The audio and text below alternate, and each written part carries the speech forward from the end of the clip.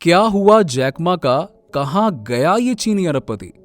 दोस्तों, चीन को कौन नहीं जानता। दिन प्रतिदिन तरक्की कर रहा है ये चीन और वहां पर सभी लोग बिजनेस करने के बारे में सोचते हैं। ऐसे में एक शख्स है जैक मा, जो कि काफी बड़े बिजनेसमैन रहे हैं।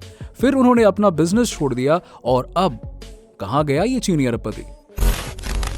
इस बात में कोई शक नहीं है कि चीन काफी डेवलप कर रहा है और नए नए बिजनेस को बढ़ावा दे रहा है। ऐसे ही एक बिजनेसमैन का नाम आता है जैक मा। ये भी चीन के बहुत बड़े बिजनेसमैन है। लेकिन ऐसा हुआ तो हुआ क्या कि जैक मा गायब ही हो गया अचानक से। और क्यों ये चीनी अरबपति अब किसी फंक्शन में दिखाई नहीं देता, क्यों सुर्खियों में इसका नाम नहीं होता है, अचानक से ये कहां गायब हो गया है।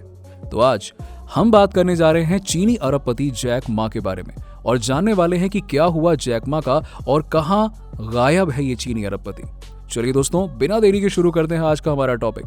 लेकिन अगर अभी तक आपने हमारे चैनल को सब्सक्राइब नहीं किया तो फटाफट हमारे चैनल अर्थ इनसाइड टीवी हिंदी को सब्सक्राइब कर लीजिए। आखिर कौन है जैक मा। जैक मा का जन्म 10 सितंबर 1964 को चीन के एक छोटे से गांव में हुआ था। 13 साल की उम्र में ही जैक मा ने इंग्लिश सीखना शुरू कर दिया और इंग्लिश सीखने के लिए वो टूरिस्ट गाइड बन गए। वहीं से बोल बोल कर उन्होंने इंग्लिश सीख ली। जैक मा का पढ़ाई में बिल्कुल मन नहीं लगता था, जिसके चलते वो कई बार क्लास में फेल हुए और ग्रेजुएशन में लगभग 5 बार उन्होंने असफलता का सामना किया।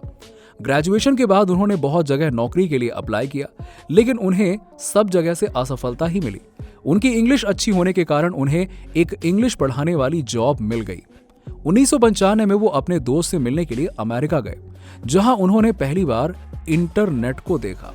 इसके बाद उन्होंने एक वेबसाइट बनाई, चाइना येलो पेजेस। यस, इस पर जैक मा और उनके दोस्त ने काम करना शुरू किया और चीन से जब इन्होंने फंडिंग मांगी तो चीन ने साफ मना कर दिया।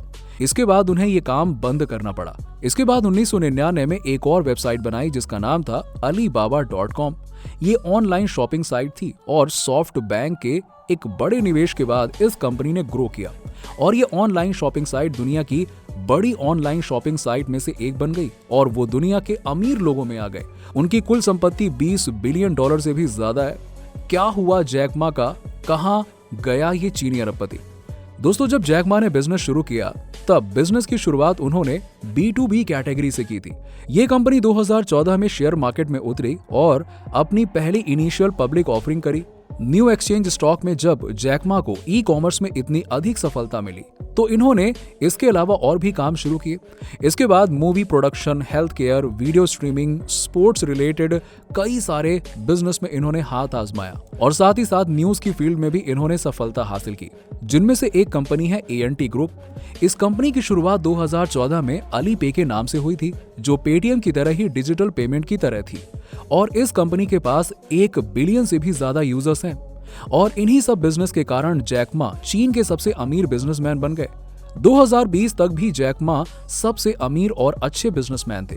लेकिन 24 अक्टूबर 2020 को शंघाई में चीन की गवर्नमेंट के खिलाफ एक बयान दे दिया था इन्होंने, जबकि इन्होंने चीन की गवर्नमेंट को कुछ भी गलत नहीं बोला, सिर्फ इन्होंने फाइनेंशियल कंडीशन पर बात की थी।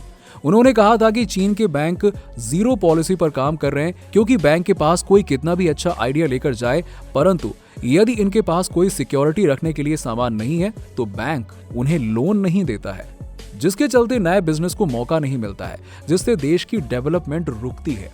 और इसके बाद इन्होंने बोला कि चीन के फाइनेंशियल सेक्टर के पास कोई भी सिस्टम नहीं है, क्योंकि जो यहाँ पर नियम बनाते हैं वो बिल्कुल ओल्ड पीपल की तरह काम कर रहे हैं। बस फिर क्या था। और उसके बाद अगले ही दिन जैक मा को चीन की गवर्नमेंट की तरफ से मीटिंग के लिए बुलाया गया। इस मीटिंग में क्या हुआ था आज तक किसी को पता नहीं चला, परंतु कुछ समय बाद जैक मा के ANT ग्रुप की पब्लिक इनिशियल को सस्पेंड कर दिया गया, जबकि 5 नवंबर 2020 को ANT ग्रुप की इनिशियल पब्लिक ऑफरिंग की सारी तैयारी हो चुकी थी।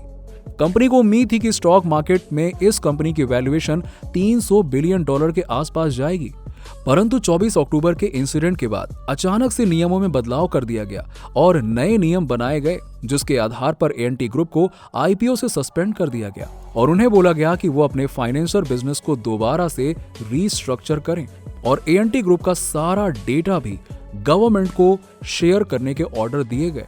और इसके बाद चीन की सरकार ने जैक मा के ऊपर एंटी कंपटीशन प्रैक्टिस का आरोप लगाकर उन पर जांच बैठा दी। सरकार का कहना था कि अलीबाबा ई कॉमर्स में अपनी मोनोपोली चला रही है और जांच पूरी होने के बाद अलीबाबा के ऊपर $2.8 बिलियन का जुर्माना लगाया गया। इसके बाद ऐप स्टोर से अलीबाबा के वेब ब्राउजर को भी हटा दिया गया, जिसके एक्टिव यूजर्स की संख्या 400 मिलियन थी। जैक मा एक कंडीशन रखते थे कि वो अपने प्रोडक्ट दूसरी साइट पर नहीं बेचते थे, लेकिन जब तक जैक मा ने सरकार के खिलाफ कुछ नहीं बोला था तब तक तो सब कुछ ठीक था। लेकिन उसके बाद सरकार की नजर इस पर पड़ी और उन्होंने एक्शन ले लिया। चीन के प्रेसिडेंट से भी ज्यादा जैक मा को जाना जाता था, जिसके चलते चीन के प्रेसिडेंट ने सोचा कि सरकार की इमेज डाउन हो रही है, जिसके चलते सरकार ने शाम दाम दंड भेद अपनाए और जैक मा को रोकने की पूरी कोशिश की, जिसके बाद जैक मा को $344 बिलियन का भारी नुकसान उठाना पड़ा। उसके बाद कुछ समय बाद ही बहुत चौंकाने वाली चीज हुई कि जैक मा एकदम से गायब हो गए। ना किसी मीडिया पर दिखते हैं, ना समारोह पर, ना उद्घाटन पर और ना ही किसी फंक्शन में दिखाई देते थे। करीब 2 महीनों तक किसी को नहीं पता था कि जैक मा आखिर है तो है कहां। परंतु जुलाई 2022 में एक न्यूज आई जिसे सुनकर सब हैरान रह गए कि जैक मा ने अपनी फाइनेंशियल कंपनी, फिनटेक कंपनी और एंटी ग्रुप का कंट्रोल छोड़ने का फैसला कर लिया है।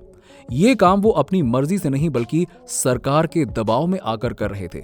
जैक मा बहुत मेहनत से इस लेवल पर पहुंचे थे, लेकिन सरकार ने उन पर दबाव बनाकर कुछ भी ना सोचते हुए उनके सभी अधिकार छीन लिए।